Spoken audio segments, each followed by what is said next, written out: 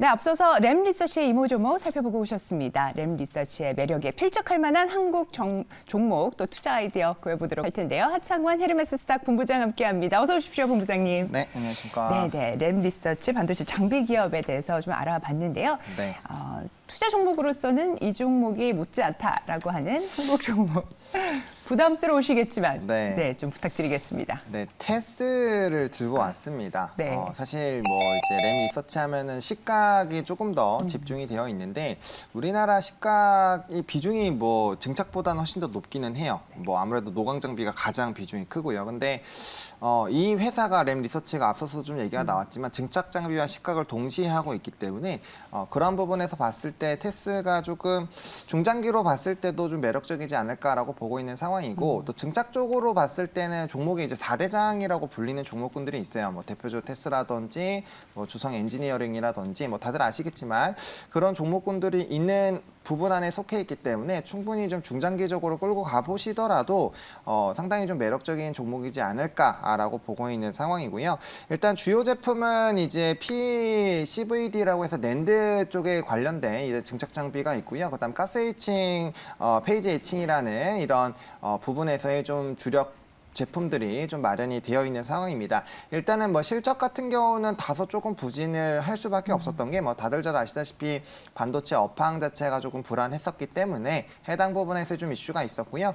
다만 이제 낸드 쪽이 훨씬 더 디램 쪽보다는 이 부분이 좀 업황이 좋았기 때문에 조금 더 이제 턴어라운드 부분들이 좀 빠르지 않을까라는 기대감이 있고 또 이제 낸드 쪽에서는 이제 P3 신규 증설 이슈가 원래는 1Q에 있어야 되는데 이게 2Q로 좀 지연이 됐거든요. 그래서 낸드 쪽이 그 부분이 좀 이슈가 되면 충분히 기대감이 좀 커질 수 있다라는 부분들 그리고 하반기에는 또 낸드 업황이 빠르게 좀 개선되지 않을까라는 이런 시각들이 많이 있기 때문에 주요 제품에 대한 매출 부분이 높아질 수 있다라는 부분에서는 충분히 턴어라운드 기반이 좀 커지고 있고요. 하반기에는 이제 BSD라든지 GP 관련된 부분들이 좀 기대가 됩니다. 뭐 앞서 좀 얘기가 나왔던 것처럼 ALD까지 한다라고 한다면 더 좋겠지만 아직까지는 이 회사는 그건 안 하고 있다라는 부분 좀 참고해 보시면 좋을 것 같고 일단 GP 기반에 대한 제품들을 좀 공정을 많이 할 걸로 보여지고 있는데 이게 시각과 세정을 동시에 하는 제품이고요.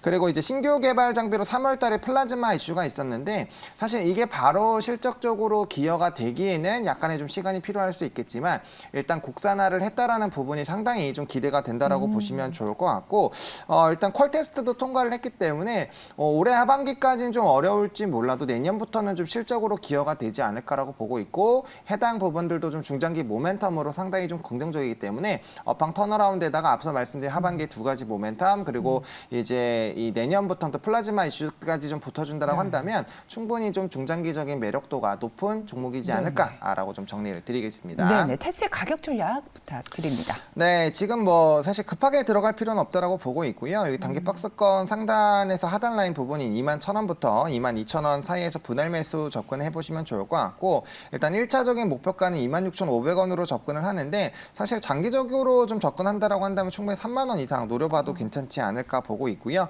손절 라인은 다만 조금 타이트하게 제시를 드리는데 이번에 다시 한번 좀 반도체 이슈가 부각이 되면서 지금 거래량 동반해서 상승이 나왔고 일정 물량들을 소화해주면서 기간 조정이 나타나고 있거든요. 그 상단 뚫어주는 초입 라인인 18,500원 부분이 깨지지 않는다라고 한다면 일단 중기적인 투자 충분히 관심 있게 보셔도 된다 정리드리겠습니다.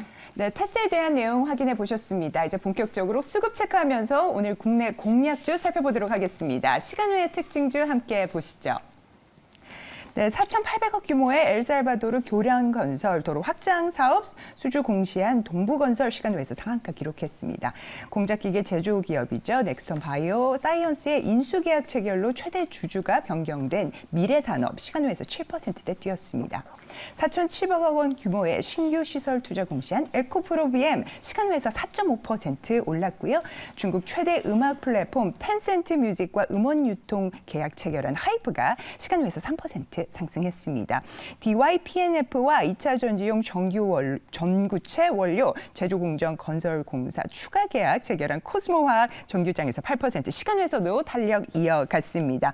시간외 특징주 토픽 꼽아주실까요? 네, 하이브를 좀 선정을 네. 했습니다. 사실 이제 텐센트 이슈가 저는 정말 크지 않을까라고 보고 있는데, 그러니까요. 네. 사실 이제 우리나라에서의 이런 뭐 멜론이라든지 사람들이 많이 사용하는 것과 비교했을 때는 뭐 당연히 비교도 할 수 없을 정도고요. 네. 또 이제 중국 시장과 또 미국까지도 좀 같이 곁들여서 볼 수 있기 때문에 이런 한 부분의 한 30% 정도, 전체 시장이 30% 정도 차지하는 시장이거든요. 그러니까 지금 우리나라에서 음반 유통하는 것과는 정말 차원이 다른 네. 수준의 좀 이벤트가 될 수 있지 않을까라고 보고 있어서 좀 기대감은 굉장히 커지고 있다. 게다가 하이브의 기존의 이런 중국 쪽에서 음원 시장에 대한 비중이 그렇게 높지 않은 걸로 알고 네네. 있거든요. 한 자릿수인 걸로 알고 있기 때문에 만약에 이 부분에서 좀 좋은 흐름들이 나타난다, 그럼 뭐 엄청나게 이런 실적적인 부분에서 좀 기대감이 커질 수 있지 않을까라고 보고 있고, 뭐 다들 잘 아시겠지만 이 팬덤이라는 거는 사실 음악을 좋아하기 시작하면서 그 아티스트에 대한 관심이 커지게 되고요. 거기에 따라서 이제 오프라인 콘서트, 뭐 MD 매출, 뭐 음반, 앨범 뭐 다 늘어나게 되는 구조거든요. 그래서 일단은 유통이 돼서 이제 접촉 라인이 넓어진다라는 부분에서 상당히 기대가 된다라고 보시면 좋을 것 같고, 또 증권가에서도 지속적으로 긍정적인 리포트들이 나오고 있고요. 사실 하이브 같은 경우는 이제 BTS의 군대 이슈로 좀 많이 정말 좀 눌렸는데, 뭐 최근에는 라인업들 굉장히 튼튼하고, 또 군대 이슈가 끝난 지가 시간이 좀 지났죠. 그러면은 요즘에 또 군대 기간이 또 짧아졌기 때문에 또 금세 또 나옵니다. 그러면은 이제 BTS에다가 이제 뭐 뉴진스, 특히나 네. 뉴진스의 레벨업이 굉장히 높고, 지금 세븐틴이 제2의 BTS가 될 수 있는 그룹들 중에서 굉장히 좀 부상을 하고 있거든요. 뭐 세븐틴이라든지 스트레이키즈라든지 뭐 여러 가지 네. 보이 그룹들 중 유명한 그룹들이 있는데, 세븐틴이 최근에 굉장히 좀 많이 핫하게, 원래도 핫했지만 더 핫해지고 있는 상황이거든요. 그래서 라인업들이 굉장히 풍부해지고 있다라는 점, 그리고 또 신규 아티스트 라인업들이 또 꾸준히 있는 상황이어서, 뭐 이렇게 된다라고 한다면 이제 과거에 정말 주가의 압력을 끌어왔었던 이런 뭐 고밸류 부분은 이제 천천히 해결을 해야 되는 부분이겠지만, 라인업 부분에서의 문제는 이제 거의 다 해결이 되는 것이 아닌가라는 기대감이 좀 커지고 있고요. 또 이 회사 같은 경우는 다양한 뭐 게임부터 시작해서 여러 가지 IP를 활용한 이런 NFT까지 가능하기 때문에 상당히 이런 사업에 대한 기대감은 커질 수밖에 없는 회사다라는 정도로 좀 정리를 드리겠습니다. 가격 전략 확인할까요? 네, 가격 전략이 사실 조금 부담스러운데요. 네. 네, 일단 오늘은 좀 상승을 시작을 강하게 하지 않을까라고 보고 있는데, 뭐 오늘 같은 경우는 시가에 따라가셔도 나쁘진 않다라고 생각을 하지만, 약간 보수적으로 본다라고 한다면 이제 25만 5천 원 라인 부분까지 이제 왔을 때 매수를 좀 해보시면 좋을 것 같고요. 분할로가 접근하시는 게 가장 좋겠죠. 해당 가격이 가까워지면 가까워질수록 비중 좀 더 높여서 해주시면 될 것 같고, 일단 1차 목표가는 36만 원입니다. 충분히 가능하지 않을까라고 보고 있고요. 만약에 정말 짧게 보신다라고 네. 한다면 한 32만 원 정도에서 끊어주시면 될 것 같고, 손절 라인 같은 경우는 22만 5천 원을 좀 제시를 드릴 텐데, 해당 부분이 다시 한번 엔터사들이 기대감을 가지면서 이전 고점을 좀 뚫어주는 부분들, 그리고 좀 중요하게 무너지기 전에 굉장히 좀 힘들게 견뎠었던 라인들이기 때문에 해당 부분이 깨지지 않는다라고 한다면 조금 분할 1차, 2차 매수로 접근하시면서 충분히 끌고 가보셔도 괜찮은 상황이지 않나 생각을 하고 있습니다. 좋습니다. 하이브까지 저희가 확인을 해봤고요. 이어서 외국인 기관 순매수 종목 가운데서 오늘 공략해 볼 만한 종목이 있는지 확인해 보도록 하겠습니다. 외국인 순매수 특징주 함께 보시죠. 네, 완성차 운송 넘어서 스마트 물류 신사업에 속도 내고 있는 현대글로비스 외국인 17일째 담고 있습니다. 1분기 시작으로 올해 지속적인 호실적 기대되는 한미약품 11일째, 오는 7월 휴미라 바이오시밀러 출시하고 또 10월에는 램시마스의 FDA 허가 모멘텀 기대되는 셀트리온 7거래일 연속 외국인이 순매수 중입니다. 현대차는 엿새째 52주 신고가 경신한 한미반도체는 닷새째 외국인 사들이고 있습니다. 기관 순매수 특징주 이어서 보시죠. 인터넷 전문 은행 가운데는 최초로 펀드 서비스 출시 위해서 금융위원회에 인가 신청한 카카오뱅크 기관이 15거래일 연속 사고 있습니다. 건설 경기 불황 속에서도 견조한 실적 내고 있는 현대엘리베이터는 13일째 DDR5용 인덕터 개발에서 현재 고객사와 테스트 중인 아비코전자는 8일째 기관 순매수 중입니다. 올 들어 총 84척을 수주해서 연간 수주 목표의 65%를 달성한 HD 조선해양은 7일째, 또 올 들어 주가가 41% 상승한 CNC 인터내셔널은 엿새째 기간 사들이고 있습니다. 자, 우선 외국인 순매수 특징주 가운데 토픽부터 살펴보시죠. 네, 외국인 같은 경우는 한미 반도체를 좀 보겠습니다. 사실 뭐 주가가 많이 올라오긴 했지만 네네. 외국인 기관의 이제 연속 순매수가 좀 강하게 나타나고 있다라고 보시면 좋을 것 같고요.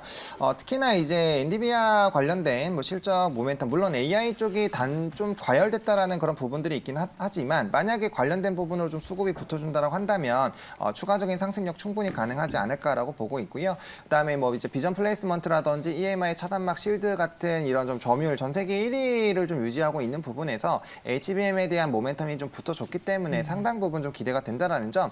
그리고 이제 반도체 쪽이 턴어라운드가 되기 시작을 하면은 뭐 ISC, 뭐 테스트 소켓이라든지 이런 후공정 쪽이 가장 좀 이 후발로도 좀 좋게 움직이는 부분들이 있어서 긍정적이다라고 보시면 좋을 것 같습니다. 게다가 이제 DDR5 전환 기대감이 좀 확대가 되고 있는 상황이어서 추가적으로 뭐 해당 모멘텀이 붙어준다고 한다면 충분히 거래량 동반해서 일정 박스권을 돌파를 한 상황이어서 충분히 좀 긍정적으로 보셔도 괜찮은 종목이다 정리드리겠습니다. 네, 가격 전략 확인하겠습니다. 네, 가격 전략 같은 경우는 매수는 23,500원부터 25,000원까지 분할로 접근해 보시면 좋을 것 같고요. 목표가는 31,000원으로 좀 제시를 드리도록 하겠고, 손절 라인 같은 경우는 19,000원으로 이번에 이제 박스권 하단 라인 깨지지 않으면 일단 끌고 가보자 정리드리겠습니다. 네, 바로 이어서 기관 순매수 특징주 가운데 토픽도 찝어주시죠. 네, CNC 인터내셔널입니다. 이 네네. 종목은 정말 좀 많이 언급을 드렸고 주가의 상승력도 뭐 100% 네. 이상 나온 종목인데 그럼에도 불구하고 뭐 계속적으로 좀 좋은 흐름이 유지가 되지 않을까라고 보고 있고요. 네네. 일단 뭐 핵심은 북미 지역과 일본 지역에서의 매출 증가단 그리고 이제 ODM 부분에서의 좀 주력 제품으로 좀 뜨고 있다라는 점 그리고 실적적인 부분에서도 지속적인 우상향 기조가 나올 수 있다라는 점 상당히 좀 긍정적인 부분들이 많고요. 또 이제 립 제품에 굉장히 좀 치중이 되어 있다라는 부분들이 상당히 긍정적입니다. 그리고 이제 색조 쪽에서 특히나 이제 대장 역할로 많이 활동을 해주고 있는 네. 상황이라는 점, 앞으로도 뭐 실적에 대한 기대감들, 특히나 하반기로 가면 갈수록 기대감이 커지고 있다는 점과 해외에 대한 매출 비중이 더 높다라는 부분에서, 근데 이제 국내적으로 동시에 조금 매출 비중들이 상당히 좋아지고 네, 있거든요. 이런 전반적인 분위기들이 상당히 뭐 계속적인 실적 기대감을 펼쳐낼 수 있는 상황이어서 뭐 우상향 기조는 좀 유지가 되지 않을까라고 생각을 하고 있습니다. 네, 가격 전략까지 확인하겠습니다. 네, 가격 같은 경우는 이제 4만 원 라인부터 42,500원까지 단기 이제 11선과 21선 부분에서 좀 분할로 접근해 보시면 좋을 것 같고요. 1차 목표가는 5만 원 추가로 좀 보고 있는 상황이고요. 손절 라인 같은 경우는 36,500원으로 요번에 거래량 동반해서 상승력이 나왔고 해당 부분에 좀 물량 소화하는 기간 조정 박스권 하단 라인 부분 깨지지 않으면 일단 끌고 가보셔도 괜찮지 않을까 생각을 하고 있습니다. 네, 색조 화장품의 대장주로 자리매김한 CNC 인터내셔널까지 이렇게 내용 확인해 봤습니다. 오늘도 이른 시간부터 열일해 주신 하창원 본부장님, 오늘 대단히 감사합니다. 네, 고맙습니다.